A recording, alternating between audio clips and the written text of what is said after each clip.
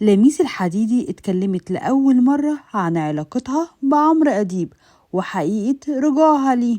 اللي قالته فاجئ الكل، بس ايه سبب غضبها وزعلها؟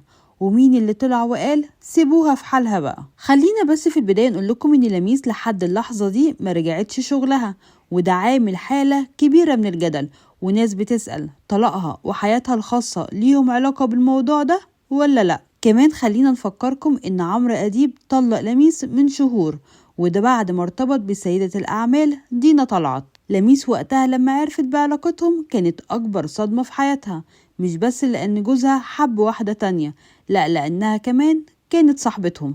لميس طول الفترة اللي فاتت بتحاول تتخطى أزمة الطلاق، سواء بشغلها أو بالسفر، وكمان الخروج مع أصحابها. حتى في خطوبة ابنهم الوحيد كانوا متجاهلين بعض وتصوروا بس الصور الرسمية.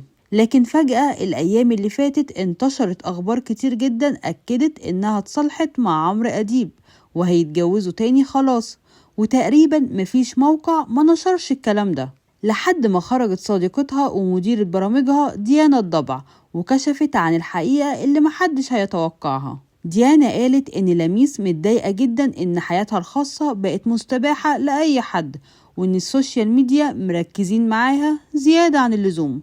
كمان قالت إن كل اللي اتقال عن عودتها لعمرو أديب إشاعة ومفيش أي أساس ليها من الصحة. وكملت ديانا وقالت لميس مش هترجع لعمرو أديب، وكفاية كلام عن حياتها الخاصة شوية، عيب قوي اللي بيحصل ده. تفتكروا لميس واخدة القرار الصح فعلا والمفروض ترفض لو فكر يرجع لها؟ شاركونا بالتعليقات.